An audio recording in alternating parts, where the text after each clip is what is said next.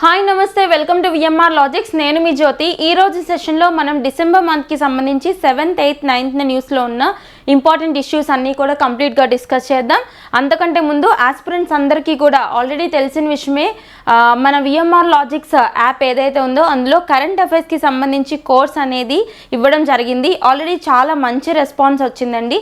ఇక్కడ మన కోర్స్ యొక్క స్పెషాలిటీ ఏంటి అంటే, ఈ క్లాసెస్ ఏవైతే ఉన్నాయో మీకు జనరల్ స్టడీస్ పోర్షన్ని కూడా కవర్ చేస్తూ సబ్జెక్ట్ వైజ్గా, అంటే జనరల్ స్టడీస్లోని subject wise polity and economy, history, geography, awards, sports, science and technology, okay, తర్వాత ఐఐటి ఇన్నోవేషన్స్ కావచ్చు, నేషనల్ ఇంటర్నేషనల్ ఇష్యూస్ కావచ్చు, some of the special issues కావచ్చు, అలాగే ఒక మంత్లో కవర్ అయ్యే స్పెషల్ వీడియోస్ ఉంటాయి కదా. ఫర్ ఎగ్జాంపుల్ మీకు ఆగస్ట్ మంత్లో తీసుకుంటే ఒలింపిక్స్ ఉంది, అండ్ సెప్టెంబర్ మంత్ తీసుకుంటే పారాలింపిక్స్ ఉంది, అండ్ స్పెషల్ అవార్డ్స్ కావచ్చు. ఇట్లా కంప్లీట్గా మీకు ఎగ్జామినేషన్ పాయింట్ ఆఫ్ వ్యూలో complete round up current affairs cover అయ్యే విధంగా, ఏ లెవెల్ ఆఫ్ ఎగ్జామినేషన్ కూడా క్రాక్ చేసే విధంగా మీకు కోర్స్ అనేది అందరికీ అందుబాటు ప్రైసెస్లో ఇవ్వడం జరిగింది. ఒక్కసారి విజిట్ చేయండి, మీరే తర్వాత మీ ఫ్రెండ్స్కి రిఫర్ చేస్తారు కన్ఫర్మ్గా, ఓకేనా.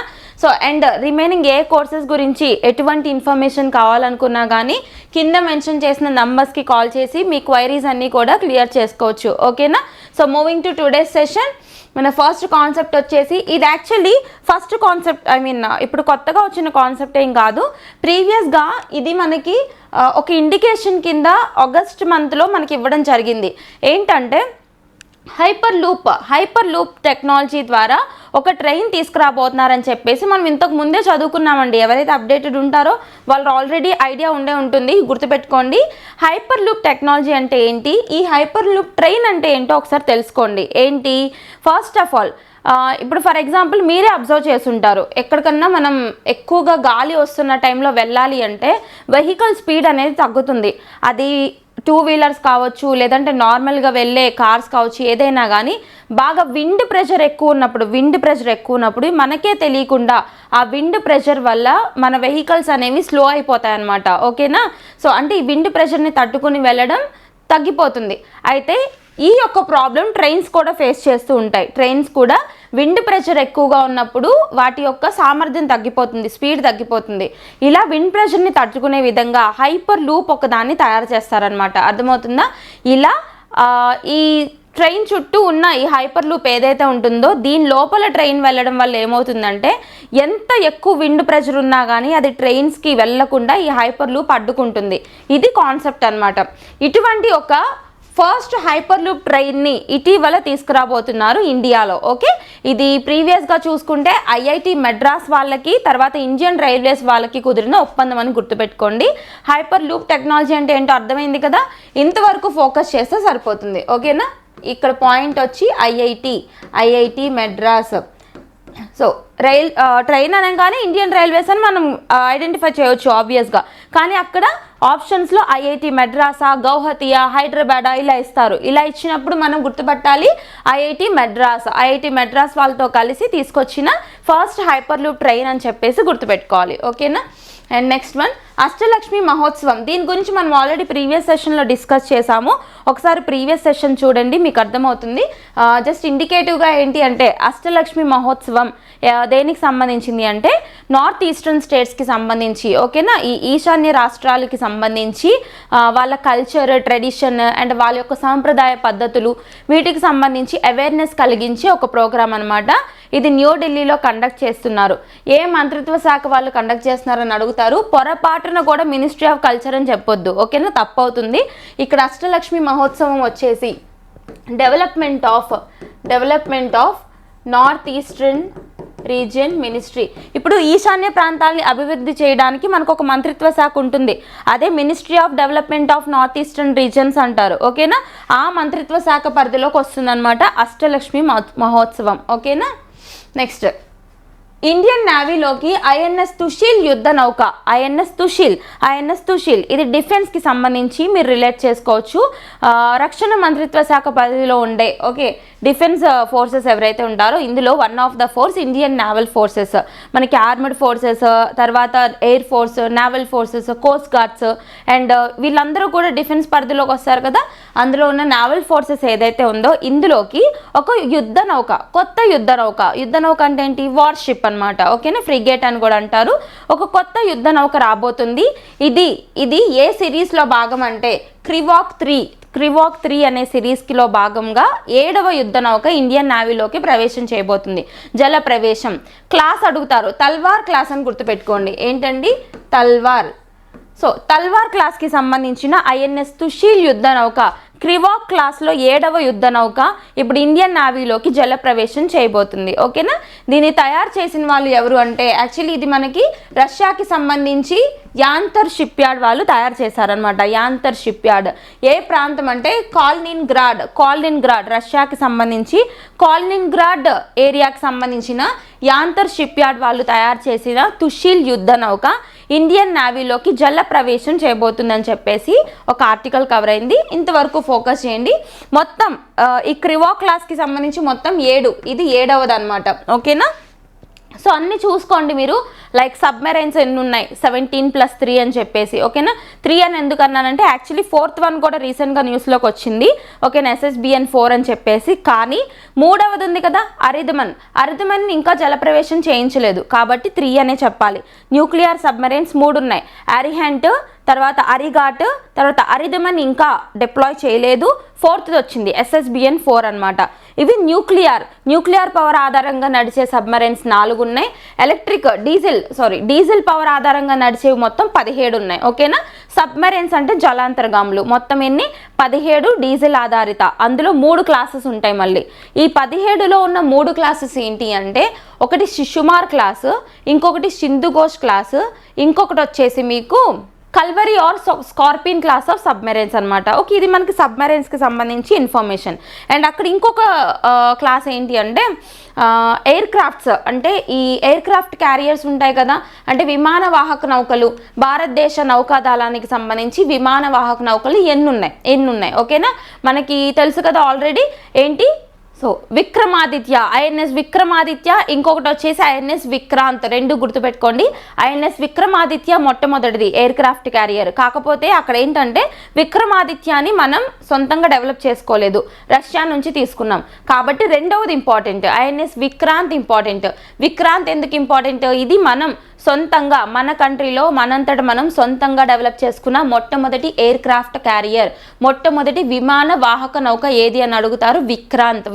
Very very important. ఓకే, మనం తయారు చేసుకున్నామంటే ఎవరు తయారు చేశారో తెలియాలి కదా, కొచ్చిన్ షిప్ యార్డ్ వాళ్ళు తయారు చేశారనమాట. ఓకేనా, అండ్ ఇందాక నేను చెప్పాను కదా న్యూక్లియర్ సబ్మెరైన్స్ అని చెప్పేసి ఏంటి, అరిహంట్, అరిగాట్, అరిథమన్ ఇవన్నీ కూడా అవి తయారు చేసింది ఎవరంటే విశాఖపట్నం షిప్ యార్డ్ లిమిటెడ్ వాళ్ళు. ఓకే, లింక్ చేసుకోండి, వెరీ వెరీ ఇంపార్టెంట్. డిఫెన్స్లో భాగంగా అన్నీ మనం క్లియర్గా చదువుకోవాలి. ఓకే, లేదంటే కన్ఫ్యూజ్ అవుతాం. నెక్స్ట్, ఎర్త్ స్టేషన్ ఏర్పాటుకి అనువైనదిగా లద్దాఖ్లోని హాన్లే గ్రామం. ఇక్కడ క్వాంటమ్ ప్రసారాల రంగంలో పరిశోధనలకు గాను, అంటే నథింగ్ బట్ క్వాంటమ్ కంప్యూటింగ్ ఉంటుంది కదా, క్వాంటమ్ కంప్యూటింగ్ అండ్ బ్రాడ్కాస్టింగ్ రంగానికి సంబంధించి రీసెర్చ్ చేయడానికి గాను ఒక గ్రౌండ్ స్టేషన్ ఏర్పాటు చేయాలి ఇప్పుడు. ఓకే, గ్రౌండ్ స్టేషన్ అంటే మామూలుగా ఒక రీసెర్చ్ సెంటర్ని ఏర్పాటు చేయాలన్నమాట. అయితే దీనికి గాను రామన్ రీసెర్చ్ ఇన్స్టిట్యూట్ వాళ్ళు కొన్ని అబ్జర్వేటరీస్ని సెలెక్ట్ చేశారంట. అబ్జర్వేటరీస్ అంటే ఏంటి, మనం ఆల్రెడీ చాలాసార్లు చెప్పుకున్నాము. ద హైటెస్ట్ పొజిషన్స్లో టెలిస్కోప్స్ని పెట్టి, ఆ టెలిస్కోప్స్లో కెమెరాస్ని పెట్టి స్పేస్ని అబ్జర్వ్ చేస్తూ ఉంటారనమాట. ఓకేనా, హైటెస్ట్ పొజిషన్ ఎత్తైన ప్రాంతాల్లో పెడుతుంటారు. నార్మల్గా ఇండియాలో చూసుకుంటే లడాఖ్లో ఉంటాయి అబ్జర్వేటరీస్. ఓకే, గుర్తుపెట్టుకోండి. సో ఇట్లా కొన్ని అబ్జర్వేటరీస్ని సెలెక్ట్ చేశారు. దేనికోసం సెలెక్ట్ చేశారు, ఇక్కడ క్వాంటమ్ ప్రసారాలకు సంబంధించి, క్వాంటమ్ కంప్యూటింగ్ అండ్ క్వాంటమ్ బ్రాడ్కాస్టింగ్స్కి సంబంధించి ఒక రీసెర్చ్ గ్రౌండ్ స్టేషన్ ఏర్పాటు చేసుకోవాలి. ఇక్కడ ఏర్పాటు చేయడానికి రామన్ రీసెర్చ్ ఇన్స్టిట్యూట్ వాళ్ళు ఏ అబ్జర్వేటరీని సెలెక్ట్ చేశారని అడుగుతారు. అబ్జర్వేటరీల పేర్లు, అవి ఏ రాష్ట్రాల్లో ఉన్నాయి గుర్తుపెట్టుకోవాలి. ఓకేనా, చూద్దామా. సో లడాఖ్లోని హాన్లే గ్రామంలో ఉన్న ఇండియన్ ఆస్ట్రోనామికల్ అబ్జర్వేటరీ, ఇది గుర్తుపెట్టుకోండి, చాలా చాలా ఇంపార్టెంట్. ఏంటి ఇండియన్ ఆస్ట్రోనామికల్ అబ్జర్వేటరీ అనేది ఎక్కడుంది? లడాఖ్లోని హాన్లే గ్రామంలో ఉంది. ఇంకొకటి రాజస్థాన్లోని mount Abu observatory, mount Abu observatory అనేది ఎక్కడుంది అంటే రాజస్థాన్లో ఉంది. నెక్స్ట్ నైనిటాల్లోని Aryabhatta institute of observational sciences. Okay, so ఈ 3 పేర్లు ఏ ఏ రాష్ట్రాల్లో ఉన్నాయని గుర్తుపెట్టుకోవాలి. నైనిటాల్ అంటే ఉత్తరాఖండ్ అండి, ఉత్తరాఖండ్. ఓకేనా, so very very important concept, గుర్తుపెట్టుకోండి. Next 2-day Mahabodhi Mahotsav is being held at the great stupa at Sanchi in Madhya Pradesh. ఇక్కడ మధ్యప్రదేశ్ రాష్ట్రానికి సంబంధించి సాంచీ స్తూపా న్యూస్లోకి వచ్చింది. ఎందుకు న్యూస్లోకి వచ్చింది అంటే మహాబోధి మహోత్సవ్ ఇక్కడ బుద్ధునికి సంబంధించిన ఒక సెలబ్రేషన్ అన్నమాట. మహాబోధి మహోత్సవ్ ఏదైతే ఉందో దీన్ని రీసెంట్గా ఎవరు నిర్వహించారు, ఎక్కడ నిర్వహించారు, 2 రోజుల ఈవెంట్ అని అడుగుతారు. ఎవరు నిర్వహించారో ఫస్ట్ చూద్దాము. ఎవరు? Mahabodhi society of Sri Lanka. Actually బుద్ధునికి సంబంధించిన చరిత్ర ఇండియానే కాదు, మనకి శ్రీలంకలో కూడా ఉంటుందన్నమాట. ఓకేనా, so Mahabodhi society of Sri Lanka వాళ్ళు ఇండియన్ గవర్నమెంట్కి సంబంధించి ఇండియాకి సంబంధించి గవర్నమెంట్ ఆఫ్ మధ్యప్రదేశ్ వాళ్ళు ఎందుకు ఇన్వాల్వ్ అయ్యారు అంటే మధ్యప్రదేశ్ వాళ్ళు ఎందుకు ఇన్వాల్వ్ అయ్యారంటే హోస్ట్ వచ్చేసి మధ్యప్రదేశ్ అనమాట. మధ్యప్రదేశ్లో ఉన్న సంచి స్తూపా దగ్గర నిర్వహించారు కదా, అందుకని చెప్పేసి మధ్యప్రదేశ్ గవర్నమెంట్ ఇన్వాల్వ్ అయింది. ఇంకొకరు ఎవరండి? మహాబోధి సొసైటీ ఆఫ్ శ్రీలంక వాళ్ళు ఇన్వాల్వ్ అయ్యారని చెప్పేసి గుర్తుపెట్టుకోవాలి. ఓకేనా, అండ్ మీరు చూసుకుంటే యాక్చువల్లీ ఇక్కడ మనం ఒక పాయింట్ చూసుకుంటే బుద్ధిజం అనేది మనకి మైనారిటీస్ కిందకు వస్తుంది. మైనారిటీ మీకు ఐడియా ఉంది కదా, మైనారిటీస్ ఎన్ని ఉన్నాయని చెప్పేసి మనం ఆల్రెడీ డిస్కస్ చేసాం, ఒకసారి గుర్తుపెట్టుకోండి. ఇండియాలో హిందూస్ మెజారిటీస్ అనమాట, అర్థమవుతుందా? అధిక సంఖ్య వర్గంలో ఉన్న మతస్థులు ఎవరు? హిందూ రిలీజియన్, వైదిక మతం. ఓకే, సో హిందూస్ తప్ప ఉన్న మతాలన్నీ మైనారిటీ మతాలు. ఓకేనా, ముస్లిమ్స్ ఒకటే మైనారిటీస్ అనుకోవద్దు, అది పొరపాటు, వెరీ వెరీ ఇంపార్టెంట్. హిందూస్ మాత్రం మెజారిటీస్. హిందూస్ తప్ప ఎక్స్క్లూడింగ్ హిందూస్ కాకుండా ఉన్న మతస్థులందరూ కూడా మైనారిటీస్ అనమాట. ఎవరెవరు ఉన్నారు యాక్చువల్గా చూసుకుంటే? ముస్లిమ్స్, క్రిస్టియన్స్, బుద్ధిస్ట్, సిఖ్స్, తర్వాత Jains, Parsis or Zoroastrians. Okay, ఈ 6 మతస్థుల్ని ఇండియాలో మైనారిటీస్ కింద చూస్తారు. మరి ముస్లిమ్స్ని మైనారిటీస్ అని ఎక్కువ మంది అనుకుంటారు కదా, దానికి రీజన్ ఏంటి అంటే అదొక మిస్నామర్. ఇక్కడ ముస్లిమ్స్ మైనారిటీసే, కానీ ముస్లిమ్స్ మాత్రమే మైనారిటీస్ కాదు. స్టేట్మెంట్స్ చూడండి, Muslims is one of the minorities, Muslims are among the minorities but not only single minorities. ఓకేనా, ఎందుకు అంటే ఇక్కడ మైనారిటీల్లోనే అధిక సంఖ్యలో ఉండేది ముస్లిమ్స్, అందుకని చెప్పేసి ముస్లిమ్స్ మాత్రమే మైనారిటీస్ అని చెప్పి ఒక మిస్నామర్ డెవలప్ అయింది అందరికీ కూడా. కాబట్టి గుర్తుపెట్టుకోండి, మైనారిటీస్ అంటే వీళ్ళందరూ వస్తారు, మైనారిటీల్లో అధిక సంఖ్యలు అంటే ముస్లిమ్స్ రావాలి. Muslims are the majorities among minorities. ఓకేనా, కాన్సెప్ట్స్ అర్థం చేసుకోండి, చాలా చాలా ఇంపార్టెంట్. అండ్ మనకి రాజ్యాంగంలో మైనారిటీలకి సంబంధించి ఆర్టికల్ 29 and 30 మీరు లింక్ చేసుకోవచ్చు. కల్చరల్ అండ్ ఎడ్యుకేషనల్ రైట్స్ అని చెప్పేసి చదువుకుంటాం కదా, 29 and 30 ఫండమెంటల్ రైట్స్కి సంబంధించి మైనారిటీ రైట్స్ కింద మనం చూస్తాం. Next SM Krishna, former Karnataka CM and Maharashtra Governor dies. The persons in news. Persons న్యూస్లోకి వచ్చినప్పుడు ఆ పర్సన్ దేనికి సంబంధించిన పర్సన్ చూసుకోవాలి. ఇక్కడ ఈయనెవరు? మహారాష్ట్ర గవర్నర్గా వర్క్ చేశారు, అలాగే కర్ణాటకకు సంబంధించి చీఫ్ మినిస్టర్గా కూడా వర్క్ చేసిన ఎవరు? SM కృష్ణ గారు మృతి చెందుతూ న్యూస్లో ఉన్నారనమాట. ఓకేనా, జస్ట్ పర్సన్ గురించి చూడండి సరిపోతుంది. నెక్స్ట్ భారత్ని కాదని చైనాతో కీలక ఒప్పందం కుదుర్చుకున్న నేపాల్. ఇక్కడ నేపాల్ కంట్రీ, సో డైరెక్ట్గా ఇంటర్నేషనల్ రిలేషన్స్లో భాగంగా అడిగే ఛాన్స్ ఉంటుంది. ఇటీవల చైనాకి సంబంధించి ఇన్ఫ్రాస్ట్రక్చర్ ప్రాజెక్ట్స్లో ఒప్పందం కుదుర్చుకున్న మన బార్డరింగ్ నేషన్ ఏంటి అంటే నేపాల్ కంట్రీ అని గుర్తుపెట్టుకోండి. ఓకేనా, సో ఇక్కడ చైనాకి సంబంధించి బెల్ట్ అండ్ రోడ్ ఇనిషియేటివ్ ఉంటుందండి. బెల్ట్ అండ్ రోడ్ ఇనిషియేటివ్ అంటే ఏంటంటే జస్ట్ అర్థం చేసుకోండి, 2013లో లాంచ్ చేసింది చైనా. ఏంటి? 2013లో బెల్ట్ అండ్ రోడ్ ఇనిషియేటివ్ని లాంచ్ చేసింది ఎవరు? చైనా లాంచ్ చేసింది. దేనికోసం లాంచ్ చేసింది అంటే ఇక్కడ కొన్ని కంట్రీస్ని కొన్ని ఏరియాస్ని లింక్ చేయడానికి లాంచ్ చేసింది అనమాట. అవి ఏమేంటి అంటే సౌత్ ఈస్ట్ ఏషియా, సో తూర్పు దక్షిణ ఏషియా ప్రాంతాన్ని, అలాగే గల్ఫ్ రీజియన్ని, అలాగే ఆఫ్రికా కాంటినెంట్ని, తర్వాత యూరప్ ఓకేనా, యూరప్ ఖండాన్ని, ఈ నాలుగు లొకేషన్స్ ఏవైతే ఉన్నాయో ఈ 4 ప్రాంతాలని కూడా 2 విధాలుగా, ఒకటి ల్యాండ్ రూట్, ఇంకొకటి సీ రూట్ అండి. అంటే జల మార్గం ద్వారా అలాగే రోడ్డు మార్గం ద్వారా లింక్ చేయడానికి, ఈ 4 ప్రాంతాలని లింక్ చేయడానికి ఇన్ఫ్రాస్ట్రక్చర్ ప్రాజెక్ట్స్ని ఎక్కువగా తీసుకురావడానికి బెల్ట్ అండ్ రోడ్ ఇనిషియేటివ్ని చైనా ఎప్పుడు తీసుకొచ్చింది అంటే 2013 సంవత్సరంలో తీసుకొచ్చింది. ఓకేనా, ఈ బెల్ట్ అండ్ రోడ్ ఇనిషియేటివ్లో జాయిన్ అయింది. ఇప్పుడు ఇటీవల న్యూస్లోకి వచ్చింది ఏంటి అంటే, సో ఇప్పుడు ఈ బెల్ట్ అండ్ రోడ్ ఇనిషియేటివ్లో భాగంగా వాళ్ళ కంట్రీలో ఇన్ఫ్రాస్ట్రక్చర్ ప్రాజెక్ట్స్ నిర్మించుకోవడానికి పర్మిషన్ ఇస్తూ న్యూస్లోకి వచ్చిన కంట్రీ ఏంటంటే Nepal. Very very important. Strategically ఇది చైనాకి చాలా అంటే ఎడిషనల్ పాయింట్ అనే చెప్పొచ్చు. ఓకేనా, ఎందుకంటే మన నైబరింగ్ కంట్రీస్తో మన శత్రు దేశం ఫ్రెండ్షిప్ చేస్తుంది అంటే అది మనకి థ్రెట్ ఎప్పుడైనా కానీ, అంతే కదా. నేపాల్ మన నైబరింగ్ కంట్రీ, సో దీంతో మన శత్రు దేశం ఇప్పుడు ఫ్రెండ్షిప్ చేయబోతుంది. ఎందుకంటే ఇన్ఫ్రాస్ట్రక్చర్ ప్రాజెక్ట్స్ బిల్డ్ చేసుకోవడానికి అవకాశం వచ్చింది కాబట్టి ఇది మనకి థ్రెట్ అనే చెప్పుకోవచ్చు. ఓకేనా, సో జస్ట్ గుర్తుపెట్టుకోండి. Next, Assam bans consumption of beef in hotels public places. ఇది ప్రీవియస్ సెషన్లో నేను కవర్ చేశాను, ఒకసారి ప్రీవియస్ సెషన్ చూడండి సరిపోతుంది. ఏం లేదు, జస్ట్ అస్సాంలో హోటల్స్, పబ్లిక్ ప్లేసెస్, రెస్టారెంట్స్లో బీఫ్ మాంసాన్ని నిషేధిస్తూ న్యూస్లోకి వచ్చారనమాట. ఓకే, హిమంత్ బిశ్వ శర్మ గారు ఉన్నారు కదా చీఫ్ మినిస్టర్ కింద. నెక్స్ట్, మిచెల్ బాచులెట్కి ఇందిరాగాంధీ శాంతి పురస్కారం. ఇది అవార్డ్స్ ఇన్ న్యూస్, ఒక అవార్డ్ న్యూస్లోకి వచ్చింది. ఇందిరాగాంధీ పీస్ ప్రైజ్, ఇందిరాగాంధీ శాంతి పురస్కారం న్యూస్లోకి వచ్చింది. ఎవరికి ఇచ్చారు ఇది? మిచెల్ బాచులెట్ గారికి ఇందిరాగాంధీ శాంతి పురస్కారాన్ని 2024 సంవత్సరానికి సంబంధించి ఇవ్వడం జరిగింది. ఒకసారి చూద్దాం. సో మానవ హక్కులు, శాంతి, సమానత్వానికై పోరాడిన, సో చూడండి పర్సన్ గురించి, చిలీ మాజీ అధ్యక్షురాలు, చిలీ కంట్రీ అంటే సౌత్ అమెరికాకు సంబంధించిన కంట్రీ అనమాట. చిలీ మాజీ అధ్యక్షురాలు మిచెల్ బాచులెట్కి ఇందిరాగాంధీ శాంతి అభివృద్ధి పురస్కారానికి ఎంపికయ్యారు. ఓకేనా, ఇది మనకి న్యూస్లో ఉన్న టాపిక్. దీన్ని మనం జీకేకి జిఎస్కి లింక్ చేద్దాం. ఇక్కడ జీకే పాయింట్ ఏంటంటే, జీకే జనరల్ నాలెడ్జ్ వేరు, జనరల్ స్టడీస్ వేరు. జనరల్ స్టడీస్ అంటే మనకున్న సబ్జెక్ట్స్కి సంబంధించి చూసుకుంటాము. జనరల్ నాలెడ్జ్ అంటే అసలు మారేవి కాదు, స్టాటిక్ పాయింట్స్ ఎప్పుడు ఉంటాయి అట్లానే. ఓకేనా, మీకు జిఎస్కి అప్డేట్ చేసుకోవచ్చు. జీకేలో ఉన్నవన్నీ ఇయర్స్, తర్వాత సాధించిన అవార్డ్స్ ఇవన్నీ వస్తాయన్నమాట. ఓకేనా, సో ఇక్కడ చూడండి, ఇందిరాగాంధీ శాంతి పురస్కారం ఇందిరాగాంధీ మెమోరియల్ ట్రస్ట్ 1986 నుంచి ప్రతి సంవత్సరం మాజీ ప్రధానమంత్రి ఇందిరాగాంధీ గౌరవార్థం ఇస్తారు. ఓకేనా, ఎప్పటి నుంచి ఇస్తారు? 1986 నుంచి ఇందిరాగాంధీ మెమోరియల్ ట్రస్ట్ వాళ్ళు ప్రతి సంవత్సరం ఇస్తుంటారనమాట. ఓకేనా, ఎప్పుడు స్టార్ట్ చేశారు, అవార్డ్స్ అన్ని ఎప్పుడు స్టార్ట్ చేశారో చూసుకోవాలి. ఫర్ ఎగ్జాంపుల్ పద్మ అవార్డ్స్ ఇవన్నీ చూసుకుంటే 1954 అని మనం చదువుకున్నాం కదా. సో అవార్డ్స్ ఇన్ న్యూస్ ఆ వీడియో జాగ్రత్తగా చూడండి.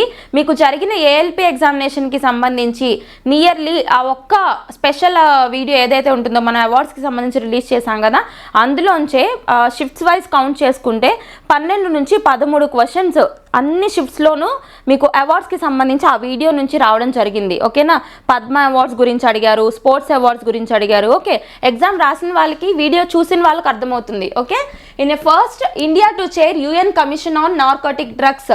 ఇక్కడ UN commission on narcotic drugs అంటే ఏంటి? మాదక ద్రవ్యాలు. ఓకేనా, డ్రగ్స్ అంటారు కదా, అంటే ఎడిక్టివ్ డ్రగ్స్ అనమాట. Very very important. ఇక్కడ united nation commission on narcotic డ్రగ్స్ని ఇప్పుడు ఇండియా చైర్ చేయబోతుంది. అంటే ఇండియా అక్కడ చైర్ పొజిషన్ తీసుకోబోతుంది అని చెప్పేసి యునైటెడ్ నేషన్స్కి సంబంధించి మనకి ఒక అనౌన్స్మెంట్ రావడం జరిగింది. ఒకసారి చూద్దాం. ఈ UN commission on narcotic drugs అనేది ఎప్పుడు ఎస్టాబ్లిష్ చేశారు? ఈ పాయింట్ మనకి కావాలి. ఎందుకంటే అంతర్జాతీయ సంస్థ, అందులోనూ ఐక్యరాజ్య సమితికి సంబంధించిన అనుబంధ సంస్థ కాబట్టి ఖచ్చితంగా ఎప్పుడు ఎస్టాబ్లిష్ చేశారో తెలుసుకోవాలి. ఇది ఎస్టాబ్లిష్డ్ బై ఎకోసాక్ వాళ్ళు ఎస్టాబ్లిష్ చేశారు. ఎకోసాక్ అంటే ఏంటి? ఎకనామిక్ అండ్ సోషల్ కౌన్సిల్ అంటారు కదా, ఎకోసాక్ వాళ్ళు ఎస్టాబ్లిష్ చేశారు. ఎప్పుడు? 1946లో ఎస్టాబ్లిష్ చేశారంట. ఓకేనా, ఏంటి? యుఎన్ కమిషన్ ఆన్ నార్కోటిక్ డ్రగ్స్ని ఎకోసాక్ వాళ్ళు 1946లో ఎస్టాబ్లిష్ చేశారని గుర్తుపెట్టుకోండి. దీనికి సంబంధించి ప్రస్తుతం ఇండియా 68th సెషన్ ఏదైతే ఉందో, ఈ UN commission on narcotic drugs ఉంది కదా, దీనికి సంబంధించి సెషన్ అంటే సమావేశం. ఎన్నో సమావేశం? 68th సమావేశానికి ఇండియా చైర్ హోదాలో ఉండబోతుందంట. చాలా చాలా ఇంపార్టెంట్ పాయింట్ గుర్తుపెట్టుకోవాలి. ఓకేనా, అండ్ ఇక్కడ నార్కోటిక్ డ్రగ్స్కి సంబంధించి కన్వెన్షన్స్ ఎప్పుడెప్పుడు జరిగాయని చెప్పి అడిగే ఛాన్స్ ఉంటుంది. 3 సంవత్సరాలు గుర్తుపెట్టుకోండి. 1961లో ఒక కన్వెన్షన్, ఒక సమ్మిట్ జరిగింది. 1971లో ఒక సమ్మిట్ జరిగింది. 1988లో ఒక సమ్మిట్ జరిగింది. ఓకేనా. And carbon 14 diamond battery, already మనం చూసాం ఈ టాపిక్. కార్బన్ 14 డైమండ్ బ్యాటరీ గురించి, లైక్ ఒక డైమండ్, లైక్ ఈ కార్బన్ 14 రేడియో ఐసోటోప్తో తయారు చేసిన బ్యాటరీ, దానికి 11,000 సంవత్సరాల షెల్ఫ్ లైఫ్ ఉంటుంది అని చెప్పేసి, ఓకేనా. దాన్ని మనం ఈ యొక్క హియరింగ్ ఎయిడ్స్లోను, పేస్ మేకర్స్లోను, తర్వాత ఆస్ట్రోనాట్స్కి సంబంధించి స్పేస్ క్రాఫ్ట్స్లోను ఇట్లా వాడుకోవచ్చు అని చెప్పేసి నేను మీకు ఆల్రెడీ చెప్పా. ఈ కార్బన్ 14 డైమండ్ బ్యాటరీ అనేది ఎవరు అభివృద్ధి చేశారు? బ్రిటన్కి సంబంధించిన యూనివర్సిటీ ఆఫ్ బ్రిస్టల్ వాళ్ళు అభివృద్ధి చేశారని కూడా చెప్పాను నేను. ప్రీవియస్ సెషన్ చూడండి, అందులో కవర్ అయింది. సో నెక్స్ట్, నమీబియా తొలి మహిళా అధ్యక్షురాలిగా నైతుంబో నందిన్ అద్వైత్వ. ఓకేనా, ఇది కూడా మనం కవర్ చేసాము. ఏంటి, నమీబియాకి సంబంధించి first female president, very very important, female centric focus చేయండి అని చెప్పాను నేను. ఓకేనా, నమీబియాకి సంబంధించి ఫస్ట్ ఫీమేల్ ప్రెసిడెంట్ కింద నైతుంబో గారు న్యూస్లోకి వచ్చారు. ఓకే, మెక్సికోకి సంబంధించి ఫస్ట్ ఫీమేల్ ప్రెసిడెంట్ ఎవరు? Claudia Sheinbaum. ఓకే, ప్రతి పాయింట్ మీరు లింక్ చేయాలి. మెక్సికో కూడా 3 months బ్యాక్ న్యూస్లో ఉందన్నమాట. Next, no burgers, soft drinks and burgers, UK bans day time TV ads for junk food. Okay, ఇక్కడ పిల్లలు నార్మల్గా టీవీ చూస్తూ ఎక్కువ జంక్ ఫుడ్ అనేది తినేస్తూ ఉంటారు కదా, సో గుర్తుపెట్టుకోండి. తర్వాత అండ్ టీవీలో వచ్చే యాడ్స్ కారణంగా కూడా వాళ్ళు చూపించే ఈ అట్రాక్టివ్ వే ఉంటుంది కదా, ఈ అట్రాక్టివ్ వే కూడా అట్రాక్ట్ అవుతుంటారు పిల్లలు. ఓకేనా, అట్రాక్ట్ అయ్యి జంక్ ఫుడ్కి ఎక్కువగా అలవాటు పడుతుంటారు అనమాట. ఇట్లా జంక్ ఫుడ్ తినడం వల్ల చిన్న పిల్లల్లో కూడా డయాబెటీస్ కావచ్చు, అండ్ అంతెందుకు మనమే చూస్తే కొంతమంది హార్ట్ స్ట్రోక్స్తో కూడా చనిపోతున్నారు. ఎందుకు? ఒబెసిటీ ఎక్కువైపోవడం వల్ల, అంటే ఊబకాయం వచ్చేస్తుంది చిన్నపిల్లల్లో. ఓకేనా, సో అంటే మనం అబ్జర్వ్ చేసుకుంటున్నాం కదా, అవుట్డోర్ గేమ్స్ తగ్గిపోయాయి, అవుట్డోర్ గేమ్స్ ఆడే పిల్లలు తగ్గిపోయారు. ఎప్పుడు చూసినా వీడియో గేమ్స్ కావచ్చు, ఇండోర్ గేమ్స్ కావచ్చు, ఇట్లాంటివి ఎక్కువ ఆడుతూ ఉంటారు. ఇలా ఇండోర్ గేమ్స్కి ఎక్కువ అలవాటు పడిపోయి, ఓకేనా, ఎక్కువ మొబైల్ ఫోన్స్, ఈ స్క్రీన్స్ అన్నీ చూడడం, తర్వాత ఇటువంటి జంక్ ఫుడ్ ఎక్కువగా తినడం, ఇట్లా చేయడం వల్ల చిన్న పిల్లల్లో ఒక రకమైన సైకలాజికల్ బిహేవియర్ అనేది చేంజ్ అయిపోతూ ఉందన్నమాట. దానివల్ల ఫ్యూచర్ ఎఫెక్ట్ అవుతుంది ఎప్పుడైనా, అది వాళ్ళ ఫ్యూచరే కావచ్చు. అలాగే యూత్ పాపులేషన్ ఎఫెక్ట్ అయితే కంట్రీ కూడా దెబ్బతింటుంది. ఓకేనా, సో గుర్తుపెట్టుకోండి. ఇటువంటి నెగిటివ్ ఎఫెక్ట్స్ అన్నీ కూడా తగ్గించడానికి గాను యునైటెడ్ కింగ్డమ్ రీసెంట్గా టీవీ యాడ్స్, డే టైంలో వచ్చే జంక్ ఫుడ్కి సంబంధించిన టీవీ యాడ్స్ మీద బ్యాన్ విధిస్తూ న్యూస్లోకి వచ్చింది. Very very important. అంటే ఇక మీదట యూకేలో డే టైంలో యాడ్స్ ఏవైనా కానీ జంక్ ఫుడ్స్కి సంబంధించి ప్రసారం చేయకూడదు. ఓకేనా, అండ్ ఇక్కడ ఇంకొక పాయింట్ లింక్ చేసుకోండి మీరు. ఇటీవల సోషల్ మీడియాకి సంబంధించి 16 సంవత్సరాల వయసు కంటే లోపల ఉన్న పిల్లలు ఎవరైతే ఉంటారో వీళ్ళని సోషల్ మీడియాకి నిషేధిస్తూ న్యూస్లోకి వచ్చిన కంట్రీ కూడా ఉంది కదా, ఆస్ట్రేలియా. మనం ఆల్రెడీ డిస్కస్ చేసుకున్నాం, గుర్తుపెట్టుకోండి. ఏంటి, సోషల్ మీడియాని పిల్లల్లో నిషేధిస్తూ న్యూస్లోకి వచ్చిన కంట్రీ ఆస్ట్రేలియా. అక్కడ ఏజ్ లిమిట్ ఎంత అండి? బిలో 16 years, 16 సంవత్సరాల లోపల ఉన్న పిల్లల్లో సోషల్ మీడియా చూడకూడదు. నెక్స్ట్, RBI 26th గవర్నర్గా సంజయ్ మల్హోత్రా. ఇక్కడ appointments in the news. Reserve bank of India, RBI, బ్యాంకులకి బ్యాంక్, ఎపెక్స్ బ్యాంక్ అంటారు, the banker to the bank, the apex bank, the central bank, ఇలా నంబర్ ఆఫ్ నేమ్స్ ఉన్నాయి. దీన్ని federal bank అని కూడా పిలుస్తారు, ఫెడరల్ బ్యాంక్. ఓకేనా, సో వెరీ వెరీ ఇంపార్టెంట్. మనకి ఆర్బీఐకి సంబంధించి ఎప్పుడు ఎస్టాబ్లిష్ అయింది ఆర్బీఐ అంటే 1934లో ఆర్బీఐ చట్టం కింద 1934లో 1935లో ఎస్టాబ్లిష్ చేశారు. ఏంటండి, 1934లో వచ్చిన reserve bank of India act ప్రకారం 1935లో రిజర్వ్ బ్యాంక్ ఆఫ్ ఇండియాని ఎస్టాబ్లిష్ చేశారు. ఓకేనా, అండ్ దీన్ని ఎస్టాబ్లిష్ చేయడానికి రికమెండ్ చేసిన కమిటీ వచ్చేసి హిల్టన్ యంగ్ కమిషన్ అని గుర్తుపెట్టుకోండి. ఓకేనా, సో ఇప్పుడు పాయింట్ ఏంటి అంటే ఆర్బీఐకి సంబంధించి ఇప్పుడు వరకు గవర్నర్గా ఉన్నది ఎవరు? శక్తికాంత్ దాస్ గారు ఉన్నారు. ఈయన ప్లేస్లో ఇప్పుడు ప్రెసెంట్ ఈయన 6 years టర్మ్ కంప్లీట్ అయిన తర్వాత ఈయన ప్లేస్లో ఇప్పుడు సంజయ్ మల్హోత్రా గారిని ఎన్నవ గవర్నర్? 26. ఈ పాయింట్ అడిగే ఛాన్స్ ఉంటుంది. సంజయ్ మల్హోత్రా గారు 26వ reserve bank of India governor కింద న్యూస్లోకి వచ్చారనమాట. చాలా చాలా ఇంపార్టెంట్ అపాయింట్మెంట్, గుర్తుపెట్టుకోండి. అలాగే మనకి ప్రీవియస్ వీక్లో కూడా ఒక ఇంపార్టెంట్ అపాయింట్మెంట్ జరిగింది. అదేంటి? Controller auditor general of India, CAG. Controller auditor general of ఇండియాగా ఇండియన్ గవర్నమెంట్కి ఎవరు అపాయింట్ అయ్యారు? సంజయ్ మూర్తి గుర్తున్నారా? సంజయ్ మూర్తి. ఓకేనా, ఇక్కడ సంజయ్ మల్హోత్రా అని గుర్తుపెట్టుకోండి, ఆర్బీఐ గవర్నర్ అనమాట. ఓకేనా. అండ్ మానిటరీ పాలసీ కమిటీ గురించి మీకు చెప్పాను నేను ప్రీవియస్ సెషన్లో, ఒకసారి చూడండి. ఆర్బీఐ తరఫున మానిటరీ పాలసీ కమిటీ ఉంటుంది కదా, అందులో 6 members ఉంటారు. ఆ 6 membersలో 3 members గవర్నమెంట్ తరఫున ఎక్స్టర్నల్ మెంబర్స్ని అపాయింట్ చేస్తుంది గవర్నమెంట్. అంటే ఎకానమీ రంగంలో ఎమినెంట్ పర్సనాలిటీస్ ఎవరైతే ఉంటారో వాళ్ళని గవర్నమెంట్ ఆఫ్ ఇండియా అపాయింట్ చేస్తుంది. ఇంకొక 3 వచ్చేసి ఆర్బీఐ తరపున ఉంటారు. ఆర్బీఐ తరపున ఉన్న 3లో ఒక పర్సన్ ఆర్బీఐ గవర్నర్ కూడా ఉంటారు. ఓకేనా. సో ఫోకస్ చేయండి, reserve bank of India important concept. Next, ఈ అపాయింట్మెంట్ అనేది govern by reserve bank of India act 1934. ఈ పాయింట్ నేర్చుకోండి. ఏంటి? ఈ ఆర్బీఐ గవర్నర్కి సంబంధించిన అపాయింట్మెంట్ని గవర్న్ చేసే చట్టం. మీకు చెప్పాను కదా, ఆర్బీఐ యాక్ట్ 1934 ప్రకారం 1935లో reserve bank of India establish చేశారని. సో 1934 చట్టం ఉందా? ఈ చట్టంలోని section 8 clause 1 sub clause A ఏంటి? ఇది ఫోకస్ చేయండి, చాలా చాలా ఇంపార్టెంట్. ఓకేనా, డీప్గా నేర్చుకోవాలి కరెంట్ ఇష్యూస్. ఏంటి? Section 8 clause 1 sub clause A of reserve bank of India act 1934 ప్రకారమే అపాయింట్మెంట్ జరుగుతుంది. ఓకేనా, వెరీ వెరీ ఇంపార్టెంట్. సో ఇక్కడ మనకి కాన్స్టిట్యూషన్కి సంబంధించి ఎటువంటి ప్రొవిజన్ ఉండదు, రాజ్యాంగానికి సంబంధించిన ఏ ప్రొవిజన్ ఉండదు. But reserve bank of India act ప్రకారం అపాయింట్మెంట్ చూస్తారనమాట. ఓకేనా. Next, UN declares December 21 as World Meditation Day. మెడిటేషన్కి సంబంధించి ధ్యానానికి సంబంధించి అవేర్నెస్ పెంపొందించడానికి వరల్డ్ మెడిటేషన్ డేని యునైటెడ్ నేషన్ వాళ్ళు ఏ రోజున సెలబ్రేట్ చేస్తారు అంటే December 21 అని గుర్తుపెట్టుకోండి. సో ఇప్పుడు ఈ యొక్క రిజల్యూషన్ని యునైటెడ్ నేషన్స్ పాస్ చేసిందనమాట. ఓకేనా, December 21 వరల్డ్ మెడిటేషన్ డే కింద సెలబ్రేట్ చేయాలని యునైటెడ్ నేషన్స్ వాళ్ళు, ఐక్యరాజ్య సమితి వాళ్ళు ఒక రిజల్యూషన్ అడాప్ట్ చేసుకున్నారు. అయితే ఈ సంవత్సరం 2024 సంవత్సరానికి సంబంధించి ఇప్పుడు థీమ్ ఏం చెప్పారు అంటే, దీని ఇతివృత్తం, డేస్కి సంబంధించి థీమ్స్ ఇంపార్టెంట్. ఏంటంటే ఇన్నర్ పీస్ గ్లోబల్ హార్మోనీ అంటే ఒక్కొక్క వ్యక్తి ఇండివిజువల్గా ఎప్పుడైతే వాళ్ళ మనసు శాంతిపరంగా ఉంటుందో అప్పుడే వాళ్ళ ద్వారా ప్రపంచం మొత్తం కూడా యునైటెడ్గా ఉంటుంది. హార్మోనీ అంటే ఏంటి? కలిసి కట్టుగా ఉండడం అనమాట. ఓకే, మీకు అర్థం అవడానికి నేను ఎలాబొరేట్ చేసి చెప్తున్నాను, కానీ మీరు థీమ్స్ అనేవి అస్సలు ట్రాన్స్లేట్ చేయకూడదు. ఎలా ఉన్నాయి అలానే చదువుకోవాలి. మీరు గుర్తుపెట్టుకోవడానికి జస్ట్ మైండ్లో ట్రాన్స్లేట్ చేసుకోండి, కానీ పేపర్లో మాత్రం ఇంగ్లీష్నే ప్రామాణికంగా తీసుకోవాలి. ఓకేనా. నెక్స్ట్, 2026 యూత్ ఒలింపిక్స్ నుంచి హాకీ, షూటింగ్, వెయిట్ లిఫ్టింగ్ క్రీడలు తొలగింపు. ఇక్కడ 2026 యూత్ ఒలింపిక్స్ ఏవైతే ఉన్నాయో వీటిలోంచి కొన్ని స్పోర్ట్స్ ఈవెంట్స్ని తొలగిస్తూ న్యూస్లోకి వచ్చారు.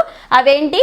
Hockey, shooting, weight lifting. ఓకేనా, అడిగే ఛాన్స్ ఉంటుంది ఏ క్రీడల్ని తొలగించారు అని చెప్పి ఆప్షన్స్ ఇచ్చి అడిగే ఛాన్స్ ఉంటుంది. ఏంటండి? హాకీని, షూటింగ్ని, వెయిట్ లిఫ్ట్ని తొలగించారంట. ఓకేనా, ఒకసారి స్క్రిప్ట్ చూద్దాం. ఇటీవల లొసానేలో సమావేశమైన అంతర్జాతీయ ఒలింపిక్ కమిటీ ఐఓసి అంతర్జాతీయ ఒలింపిక్ కమిటీ. ఓకేనా, దీనికి హెడ్గా ప్రెసిడెంట్గా ఎవరున్నారు? ప్రెసెంట్ థామస్ బచ్ ఉన్నారు. ఓకేనా, ఒలింపిక్స్కి సంబంధించి స్పెషల్ వీడియో ఉంది చూడండి, మన ఫోల్డర్స్లో ఉంది. ఓకేనా. సో అంతర్జాతీయ Olympic committee executive board Senegal రాజధాని డాకర్ నగరం వేదికగా 2026 సంవత్సరంలో జరిగే ప్రతిష్టాత్మక యూత్ ఒలింపిక్స్ క్రీడల్లో షూటింగ్, వెయిట్ లిఫ్టింగ్, హాకీ క్రీడలను తొలగించి 25 క్రీడాంశాలకే పరిమితం చేసింది. ఈ పాయింట్ చాలా చాలా ఇంపార్టెంట్. ఈ పాయింట్లోంచి చాలా క్వశ్చన్స్ వస్తాయి. చూడండి, ఏంటి ఫస్ట్ పాయింట్ ఏంటి? మనకి ఐఓసి వాళ్ళు తీసుకున్న రిజల్యూషన్ ఏంటి అంటే 2026 సంవత్సరంలో 2026లో జరిగే యూత్ ఒలింపిక్ ఈవెంట్స్ ఎక్కడ జరుగుతాయంట? హోస్ట్ కంట్రీ సెనెగల్ రాజధాని డాకర్ నగరం. ఓకేనా, డాకర్ నగరంలో జరుగుతాయంట. ఇది ఫస్ట్ పాయింట్. తర్వాత ఇక్కడ వీళ్ళు తీసుకున్న డెసిషన్ ఏంటి, ఇక్కడ 2026లో జరిగే యూత్ ఒలింపిక్స్ నుంచి 3 క్రీడల్ని తొలగించేశారు. ఆ 3 క్రీడలు ఏంటి, హాకీ, షూటింగ్, వెయిట్ లిఫ్టింగ్. ఇది సెకండ్ పాయింట్. ఈ 3ని తొలగించిన తర్వాత ఇప్పుడు ప్రెసెంట్ యూత్ ఒలింపిక్స్కి సంబంధించి ఎన్ని క్రీడలు ఉన్నాయంటే 25 మాత్రమే ఉన్నాయని చెప్తున్నారు. ఓకేనా, వెరీ వెరీ ఇంపార్టెంట్. అండ్ అయితే ఇక్కడ ఒక పాయింట్ ఫోకస్ చేయండి, ఇలా తొలగించడం వల్ల ఇండియాకి చాలా నష్టం రాబోతుంది. ఎందుకంటే 2018లో 2018వ సంవత్సరంలో అర్జెంటీనా రాజధాని బ్యూనస్ ఎయిర్స్లో 2018 యూత్ ఒలింపిక్స్ జరిగాయి. అప్పుడు 2018లో ఇండియా ఎన్ని మెడల్స్ గెలిచింది తెలుసా, 13 మెడల్స్, 13 మెడల్స్ని గెలుచుకుంది యూత్ ఒలింపిక్స్ 2018లో. అయితే ఇందులో majority of medals nearly 7 medals ఈ 3 క్రీడల నుంచే వచ్చాయి ఇండియాకి. ఇప్పుడు ఈ 3 క్రీడల్ని యూత్ ఒలింపిక్స్ నుంచి తీసేయడం ద్వారా ఏం జరుగుతుంది, ఈ 3 క్రీడలకి సంబంధించి ఎవరైతే ఎమినెంట్ స్పోర్ట్స్ పర్సనాలిటీస్ ఉన్నారో ఇండియాలో వాళ్ళు ఇందులో పార్టిసిపేట్ చేయలేరు కదా. అప్పుడు పార్టిసిపేట్ చేయలేకపోవడం వల్ల అక్కడ మన కంట్రీకి వచ్చే మెడల్స్ సంఖ్య ఖచ్చితంగా తగ్గుతుంది కదా, అది చెప్తున్నారనమాట. Very very important point, focus చేయండి. నెక్స్ట్, LIC బీమా సఖీ యోజన. ఇక్కడ life insurance corporation of India తరపున బీమా సఖీ యోజన అని ఇక్కడ life insurance corporation of India తరపున బీమా సఖీ యోజనని తీసుకురావడానికి నరేంద్ర మోడీ గారు లాంచ్ చేశారు. ఓకేనా, బీమా సఖీ యోజనని లాంచ్ చేయడం జరిగింది. ఎక్కడ లాంచ్ చేశారు, పానీపట్ అంటే హర్యానాకు సంబంధించి పానీపట్లో లాంచ్ చేశారు. ఏంటి బీమా సఖీ యోజన అంటే, ఇక్కడ 18 నుంచి 70 సంవత్సరాలు కొత్త స్కీమ్స్ ఏమి న్యూస్లోకి వచ్చినా పాయింట్స్ గుర్తుపెట్టుకోవాలి. కొన్ని పాయింట్స్, కీ పాయింట్స్ ఉంటాయి, అన్నీ అవసరం లేదు, పేజీలు అవసరం లేదు, కీ పాయింట్స్ చూస్తే సరిపోతుంది. బీమా సఖీ యోజన యొక్క మెయిన్ ఉద్దేశం, ఒక పాయింట్ చూడండి, 18 నుంచి 70 సంవత్సరాల వయసున్న మహిళలు ఎవరైతే ఉంటారో వీళ్ళకి 10th పాస్ అయిన వాళ్ళు, ఓకేనా, 10th పాస్ అయిన వాళ్ళు ఎవరైతే ఉంటారో వీళ్ళకి ఇన్సూరెన్స్ రంగానికి సంబంధించి ట్రైనింగ్ ఇస్తారంట. ఓకేనా, ట్రైనింగ్ ఇచ్చి ఎవరైతే 3 సంవత్సరాలు ట్రైనింగ్ ఇస్తారండి, 3 years ట్రైనింగ్ ఇస్తారు. ఈ 3 years వీళ్ళకి స్టైఫండ్స్ ఇస్తూ ఉంటారు, మంత్లీ స్టైఫండ్స్. స్టార్టింగ్ ఇయర్లో 7,000, నెక్స్ట్ 5,000, తర్వాత 6,000, తర్వాత 5,000, ఇలా మంత్లీ స్టైఫండ్స్ ఇస్తూ ట్రైనింగ్ ఇస్తారు. ట్రైనింగ్ ప్రొవైడ్ చేసిన తర్వాత నార్మల్ 10th క్వాలిఫై అయ్యి ఇట్లా ఉన్న వాళ్ళందరికీ కూడా LIC ఏజెంట్స్ కింద జాబ్స్ ఇస్తారనమాట. ఓకేనా, లైఫ్ ఇన్సూరెన్స్ కార్పొరేషన్లో. తర్వాత గ్రాడ్యుయేట్ లెవెల్స్లో ఉన్న వాళ్ళకి, ఎవరైతే గ్రాడ్యుయేషన్ కంప్లీట్ అయిన వాళ్ళు కూడా అపాయింట్ చేసుకుంటారు కదా ఇందులో దీని కింద లిస్ట్ అవుట్ చేసుకుంటారు కదా, ఈ గ్రాడ్యుయేట్ లెవెల్ ఆఫీసర్ ఉన్న వాళ్ళని డైరెక్ట్గా ఇన్సూరెన్స్ ఆఫీసర్స్ కింద అపాయింట్ చేసుకుంటారంట. ఓకేనా, గుర్తుపెట్టుకోండి, very very important. So 18 to 70 years. దీని కింద, ఈ స్కీమ్ కింద వీళ్ళు పెట్టుకున్న టార్గెట్ ఏంటి అంటే 3 సంవత్సరాలు అని చెప్పాను కదా, ట్రైనింగ్ పీరియడ్ 3 సంవత్సరాలు. ఓకే, 3 సంవత్సరాల్లో 3 yearsలో 2 lakhs 2 లక్షల బీమా సఖీ పర్సనల్స్ని వీళ్ళు రిక్రూట్ చేసుకోవాలని చెప్పేసి టార్గెట్ పెట్టుకున్నారు. Targets were very very important. మీకు PM సూర్య గారి యోజనకు సంబంధించి 1 కోటి మంది హౌస్ హోల్డ్స్కి ఈ యొక్క సోలార్ ఎనర్జీ ఇవ్వాలని చెప్పి టార్గెట్ ఉంది, అవునా. తర్వాత PM విశ్వకర్మ యోజనకు సంబంధించి 18 రకాల చేతి వృత్తుల వాళ్ళని బెనిఫిట్ చేయాలి, వాళ్ళకి ₹1,00,000 లోన్ ఇనిషియల్గా ఇవ్వాలి, తర్వాత 2 lakhs లోన్ ఇవ్వాలి అని చెప్పేసి టార్గెట్స్ ఉన్నాయి, అవునా. అలాగా ప్రతి ఒక్క పథకానికి సంబంధించి టార్గెట్స్ చాలా చాలా ఇంపార్టెంట్. ఓకే, డైరెక్ట్గా అడగట్లేదు స్కీమ్స్, ఇట్లా స్టేట్మెంట్స్ అడుగుతున్నారు కాబట్టి ఫోకస్ చేయండి. 18 నుంచి 70 సంవత్సరాల వయసు, 3 సంవత్సరాల ట్రైనింగ్, 3 సంవత్సరాల టైం పీరియడ్లో 2 లక్షల మందికి ట్రైనింగ్ ప్రొవైడ్ చేసి రిక్రూట్ చేసుకోవాలి LICలో, ఓకేనా, లైఫ్ ఇన్సూరెన్స్లో. Okay, very very important point. Next, ఇక్కడ ప్రెసెంట్ ఇండియాలో ఇన్సూరెన్స్ స్టేటస్ ఎలా ఉంది, కొన్ని పాయింట్స్ చూడండి.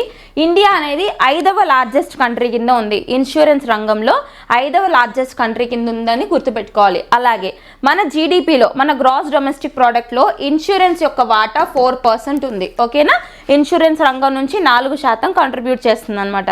ఓకే, అండ్ ఈ పాయింట్ చూడండి, ఇది important point. FDI market, union budget 2021 increased FDI limit in insurance from 49 to 74%. మనకి ఫారిన్ డైరెక్ట్ ఇన్వెస్ట్మెంట్స్ ఉంటాయి కదా, విదేశీ ప్రత్యక్ష పెట్టుబడులు అంటారు. సో దానికి సంబంధించి ఏ రంగంలో అయినా ఎంతైనా పెట్టుబడులు పెట్టడానికి ఉండదు. గవర్నమెంట్ ఒక్కొక్క సెక్టార్కి సంబంధించి విదేశీ ప్రత్యక్ష పెట్టుబడులు ఈ రంగానికి ఇంత % పెట్టాలి అని చెప్పి లిమిట్ ఉంటుంది, అవునా. అందులో ఇన్సూరెన్స్ రంగానికి సంబంధించి 2021 బడ్జెట్లో యూనియన్ గవర్నమెంట్ వాళ్ళు FDI లిమిట్ ఎంత పెంచారు అంటే 49 నుంచి 74%కి పెంచారండి. ఓకే, ఈ స్టేట్మెంట్ చాలా చాలా ఇంపార్టెంట్, ఫోకస్ చేయండి. ప్రజెంట్ ఇండియా ఎన్నో స్థానంలో ఉంది? ఇన్సూరెన్స్లో 5వ స్థానంలో ఉంది మొత్తం ప్రపంచవ్యాప్తంగా. అలాగే మన జీడిపిలో ఇన్సూరెన్స్ వాటా ఎంత అంటే 4% అనమాట. ఓకేనా? అండ్ ఇండియాలో ఇన్సూరెన్స్ని రెగ్యులేట్ చేసే ఒక రెగ్యులేటరీ బాడీ ఏంటి? ఇప్పుడు రెగ్యులేటరీ బాడీస్ ఉంటాయి కదా, లైక్ స్టాక్ ఎక్స్చేంజ్ని రెగ్యులేట్ చేసేది SEBI, securities exchange board of India, అవునా? అలాగే టెలికమ్యూనికేషన్స్ రంగాన్ని రెగ్యులేట్ చేసేది, టెలికమ్యూనికేషన్స్ రంగాన్ని రెగ్యులేట్ చేసేది TRAI, telecommunications regulatory authority of India. ఓకేనా? అలాగే ఇన్సూరెన్స్ రంగాన్ని రెగ్యులేట్ చేసేది, బీమా రంగాన్ని రెగ్యులేట్ చేసేది IRDAI, insurance regulatory development authority of India. Very very important. ఇది ఎప్పుడు ఎస్టాబ్లిష్ చేశారు? 2000 సంవత్సరంలో ఎస్టాబ్లిష్ చేశారు. ఓకేనా? సో ఇది ఒక స్టాట్యుటరీ బాడీ అని గుర్తుపెట్టుకోండి, ఒక చట్టబద్ధ సంస్థ. Okay, next George Jacob Koovakad in news the Indian Catholic priest elevated as cardinal by Pope Francis. ఇక్కడ పోప్ ఫ్రాన్సిస్ చేతి మీద ఒక ఇండియన్ క్యాథలిక్ ప్రీస్ట్ ఎవరైతే ఉన్నారో ఈయన కార్డినల్ హోదాని పొందుతూ న్యూస్లోకి వచ్చారు. కార్డినల్స్ అంటే ఎవరంటే these are the key people in the Vatican whom duties include electing the Pope and acting as his principal counselors. పోప్ని ఎలెక్ట్ చేయడము, అలాగే ప్రిన్సిపల్స్ కౌన్సిలర్స్గా యాక్ట్ చేయడము. ఎక్కడ? వాటికన్ ఉంది కదా, వాటికన్లో ఒక ప్రిన్సిపల్ పొజిషన్ అనమాట ఈ యొక్క కార్డినల్ అనేది. ఓకేనా? అలా ఇండియా తరపున ఒక ప్రీస్ట్ కార్డినల్ పొజిషన్కి ఎంపిక అయ్యారనమాట. ఆయన పేరేంటి అంటే George Jacob. Persons in news కింద చూడండి, సరిపోతుంది. నెక్స్ట్ భారత్ మయన్మార్ సంబంధాలు. ఇక్కడ ఇండియా నైబర్హుడ్ ఫస్ట్ పాలసీలో భాగంగా అంటే పక్క దేశాలకి సహాయం చేయాలి అన్న ఒక ఇనిషియేటివ్ ఉంది. అలాగే యాక్ట్ ఈస్ట్ పాలసీ అని చెప్పేసి ఇంటర్నేషనల్లో మనం చదువుకుంటాం ఇవన్నీ కూడా. సో వీటిలో భాగంగా ఇటీవల ఇండియన్ గవర్నమెంట్ ఎవరికి సహాయం చేసిందంటే మయన్మార్కి ఏం సహాయం చేసిందండి? 2200 మెట్రిక్ టన్నుల బియ్యాన్ని పంపించిందంట. రైస్ని సహాయం చేస్తూ న్యూస్లోకి వచ్చింది. ఓకేనా? మయన్మార్ అంటే బర్మా. సో బోర్డర్స్ చూసుకోండి, వెరీ వెరీ ఇంపార్టెంట్. ఓకే, అలాగే మనం చూసాం మయన్మార్తో ఫెన్సింగ్ వేయడానికి మినిస్ట్రీ ఆఫ్ హోమ్ అఫైర్స్ వాళ్ళు ఒక రిజల్యూషన్ కూడా పాస్ చేసుకున్నారని చెప్పేసి మనం 2 months బ్యాక్ చూసుకున్నాం. ఓకేనా? అవన్నీ లింక్ చేయండి. నెక్స్ట్ ఎంపీటీ అమాల్టాస్ అంటే ఏంటో చూద్దాం. Madhya Pradesh first hotel operated entirely by women inaugurated in Pachmarhi. So Madhya Pradesh రాష్ట్రంలో ఇటీవల మొత్తం అంతా కూడా విమెన్ స్టాఫే ఆర్గనైజ్ చేసే ఒక హోటల్ న్యూస్లోకి వచ్చింది. ఎక్కడ? పచ్మార్హి దగ్గర. దాని పేరేంటి అంటే ఎంపీటీ అమాల్టస్. ఓకేనా? సో డైరెక్ట్ పాయింట్స్ గుర్తుపెట్టుకోవాలి ఇలాంటివన్నీ కూడా. ఏంటి? మొత్తం అంతా కూడా విమెనే ఆర్గనైజ్ చేసే ఒక హోటల్. ఇలాంటి హోటల్ ఇంతకు ముందు ఎక్కడన్నా ఉందా అంటే ఉంది. 2018 సంవత్సరంలో Kerala opened India's first ever hotel hostess to be operated by women only. Hostess అనే హోటల్ని ఆల్రెడీ కేరళ వాళ్ళు 2018 సంవత్సరంలో లాంచ్ చేశారనమాట. ఇది కూడా కంప్లీట్గా విమెన్నే ఆర్గనైజ్ చేసే హోటల్, గుర్తుపెట్టుకోండి. ఇప్పుడు మనకి మధ్యప్రదేశ్లో కూడా వచ్చింది. Next French prime minister Michel Barnier's government ousted in the historic no confidence vote.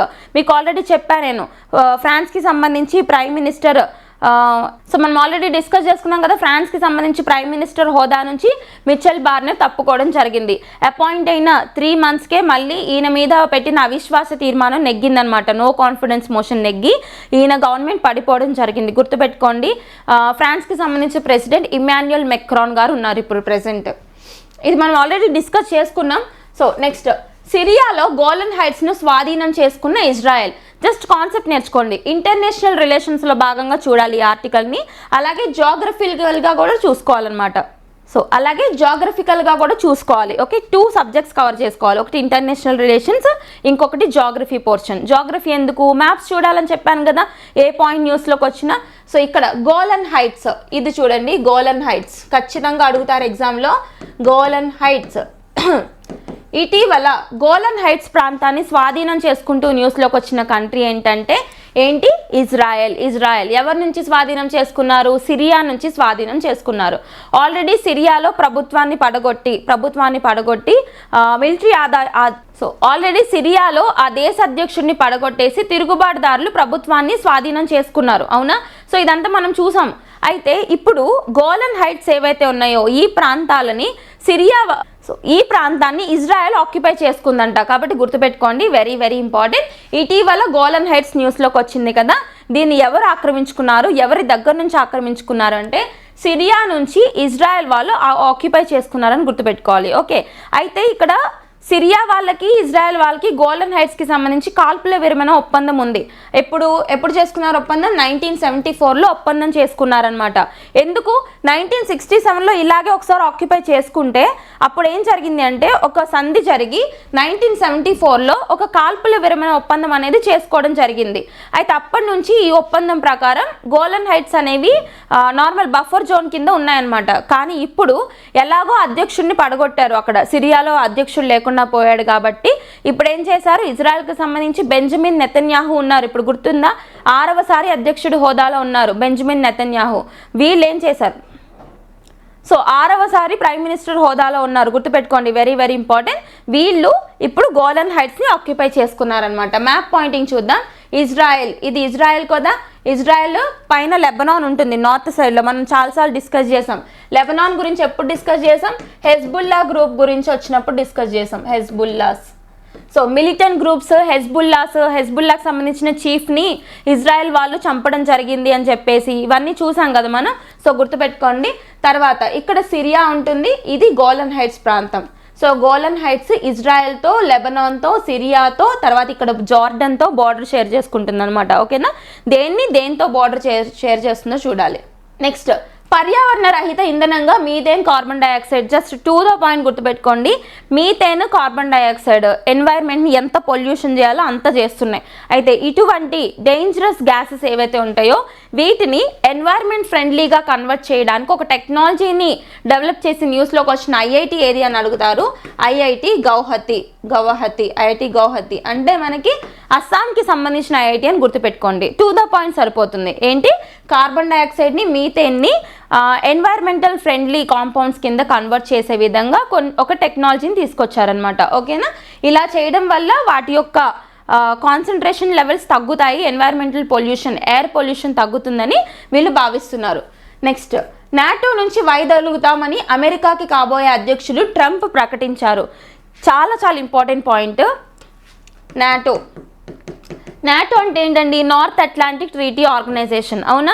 So ఇది ఎప్పుడు ఏర్పడింది? 1949 ఏప్రిల్ 4th.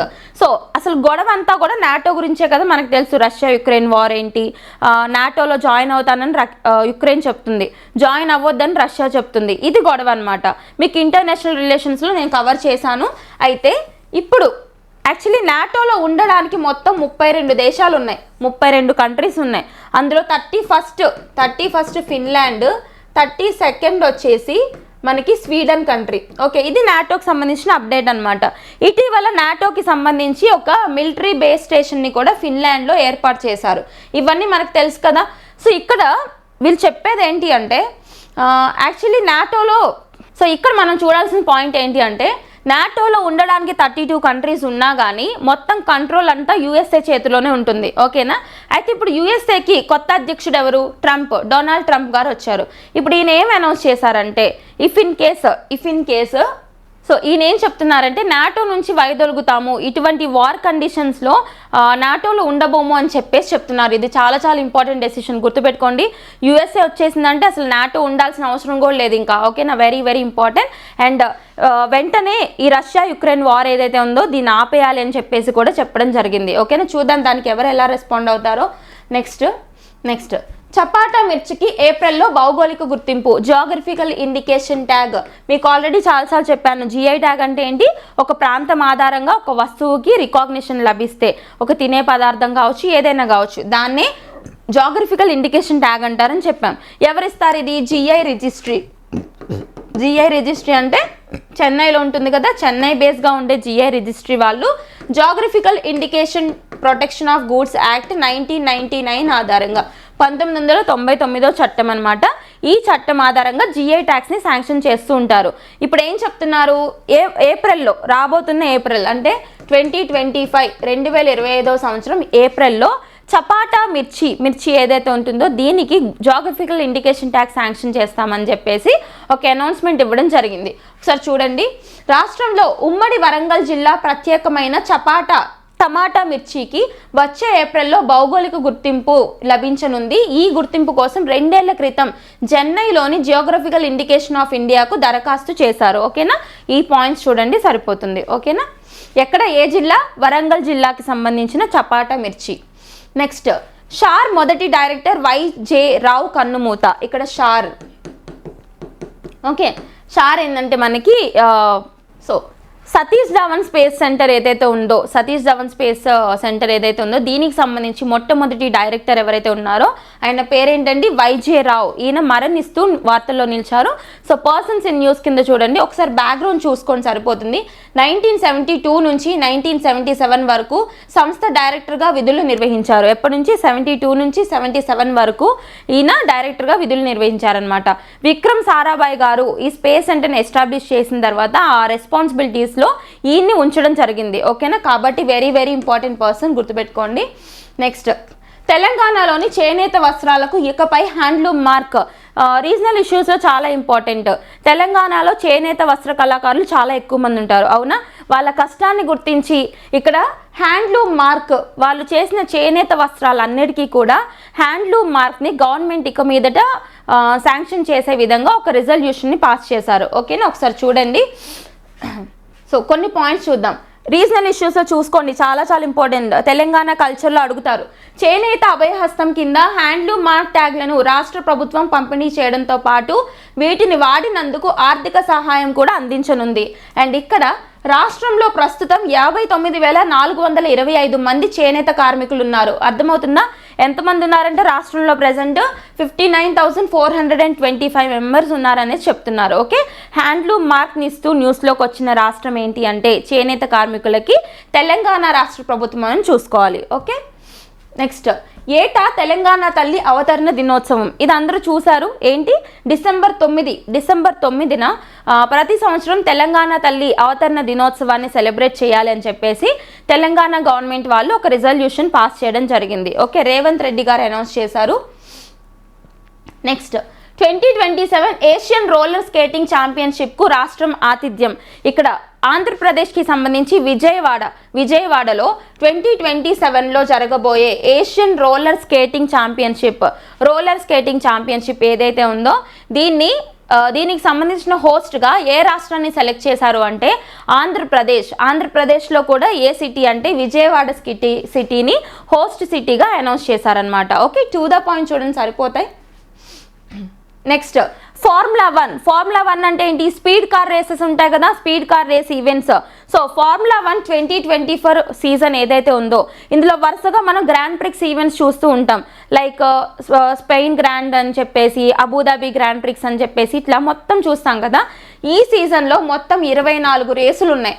24 రేసుల్లో లాస్ట్ రేస్ ఏంటి అంటే చివరిదైన అబుదాబి గ్రాండ్ ప్రిక్స్లో గెలిచిన ఫార్ములా 1 రేసర్ ఎవరు అని అడుగుతారు. ఎవరు? మనకి లాండో నోరిస్. సో లాండో నోరిస్ యొక్క బ్రాండ్ ఏంటి? ఆయన డ్రైవ్ చేసిన వెహికల్ ఏంటి అంటే మెక్లారెన్ అని గుర్తుపెట్టుకోవాలి. ఓకే, ఎలా అయితే మ్యాక్స్ వెర్స్టాపెన్ రెడ్ బుల్ అని చెప్తామో అట్లాగే లాండో నోరిస్ వచ్చేసి మెక్లారెన్ డ్రైవర్ అనమాట. ఓకేనా, ఇప్పుడు ఈయన గెలిచిన లాస్ట్ గ్రాండ్ ప్రిక్స్ ఈవెంట్ ఏంటి అండి? అబుదాబి. ఇది ఫార్ములా 1 రేస్ సిరీస్లో ఈ సంవత్సరంలో లాస్ట్ వన్ అనమాట. So that's all about today's issues. మిస్లేనియస్గా ఇంకేమైనా మిస్ అయితే నెక్స్ట్ సెషన్లో కవర్ చేద్దాం. Don't worry. Until then keep learning and thank you so much.